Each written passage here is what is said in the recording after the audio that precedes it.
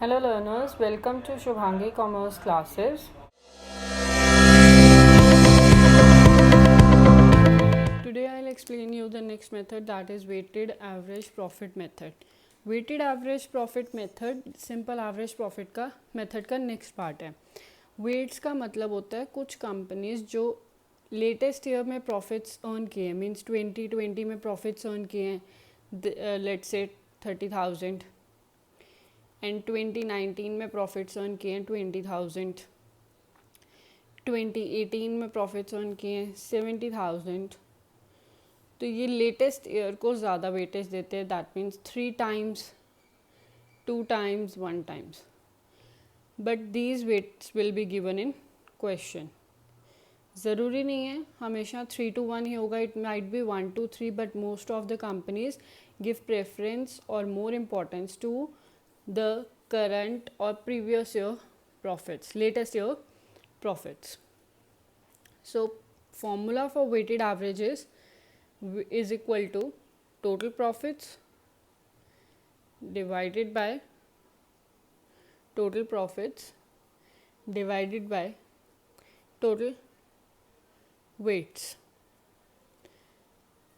divided by total weights. This will be weighted average profit method से formula WMP.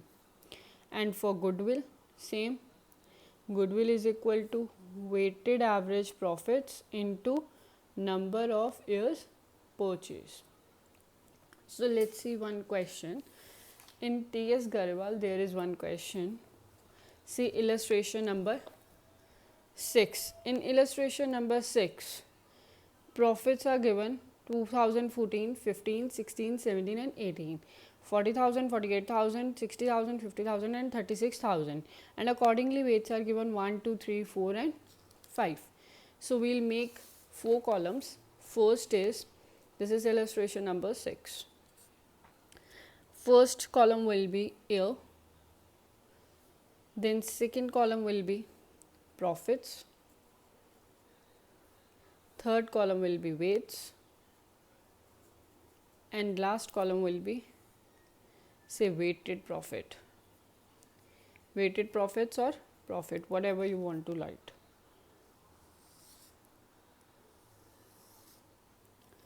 Year, first year is 31st March 2014. Then 31st March 2015, 31st March 2016, 17 and 31st March 2018. Profits are given 40,000, 48,000, 60,000, 50,000 and 36,000. Accordingly weights are given 1, 2, 3, 4 and 5. See 2018 last year, so उसको ज़्यादा weight दिया गया फिर 5.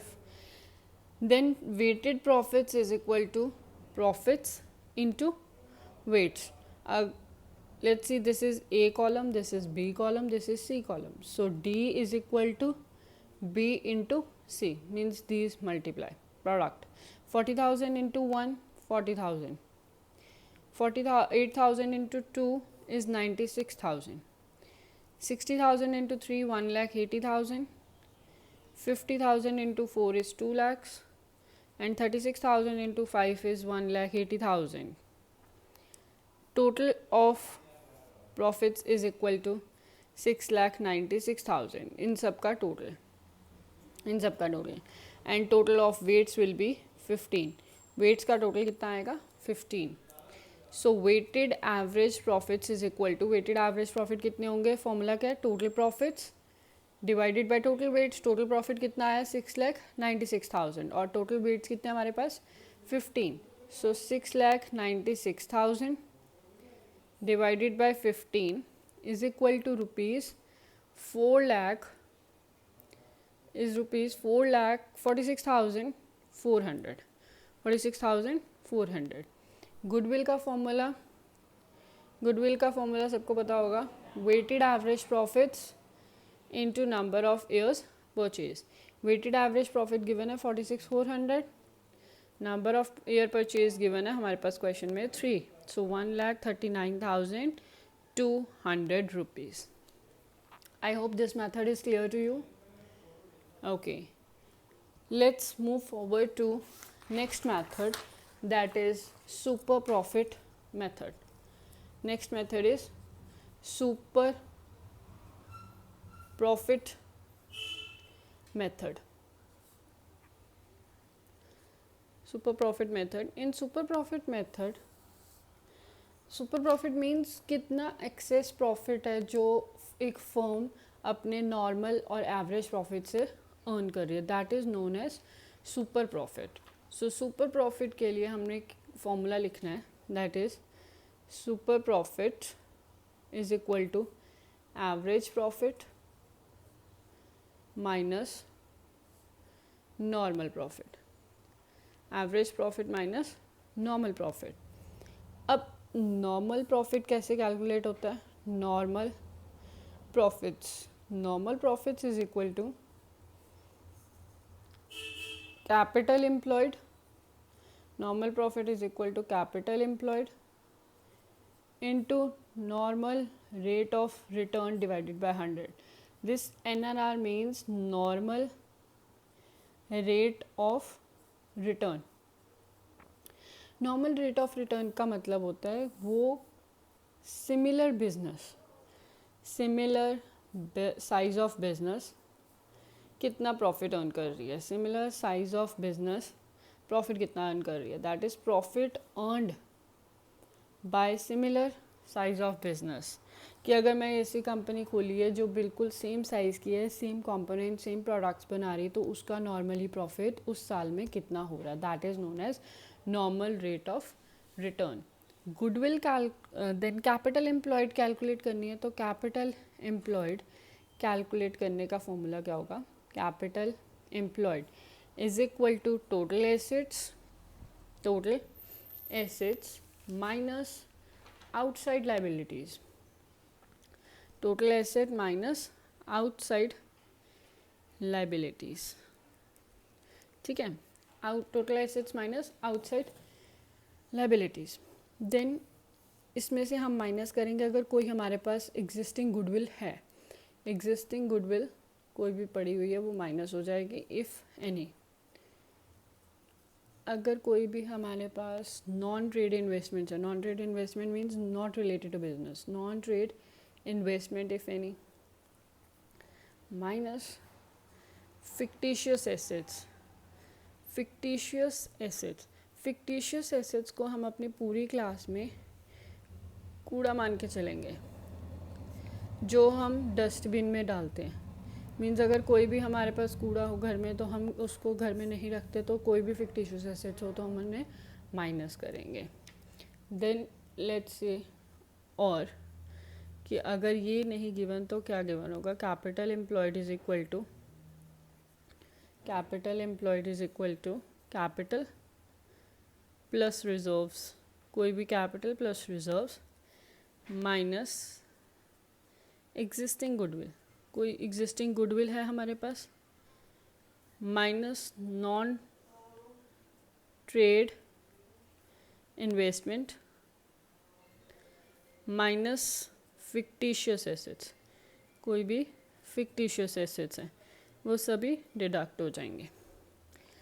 Then goodwill का formula क्या होगा? Goodwill is equal to super profit into normal years of purchase. ये formula same ही रहेगा, बस एवरेज प्रॉफिट की जगह सुपर प्रॉफिट हो जाएगा. एक इम्पॉर्टेंट पॉइंट जो नोट करने का है इसमें, इफ़ दिस कैपिटल एम्प्लॉयड, अगर हमें दोनों दिए, कैपिटल एम्प्लॉयड 2 दिए, दैट मीन्स यहाँ पे एक बादल बना के लिख लेते हैं. अगर हमें कैपिटल एम्प्लॉयड 2 दिए, that is opening capital employed and closing, तो हम इन दोनों की एवरेज लेंगे. Opening capital employed plus closing capital employed divided by 2, that is average capital employed लेंगे. अगर सिर्फ क्लोजिंग दी हुई है तो क्लोजिंग आएगी, अगर दोनों दिए हैं तो opening plus average divided by 2, average capital employed आएगा. So let's see one question. In T.S. Garewal there is one question, illustration number 11. illustration number 11, let's see illustration number 11 में क्या है. The average profit by the firm is 80,000 which includes undervaluation of 8,000 stock. 8,000 का undervalued stock है and the capital invested in business is 8 lakhs. 8 lakh का उसका capital है and normal rate of return is 8%. So the calculate the capital employed.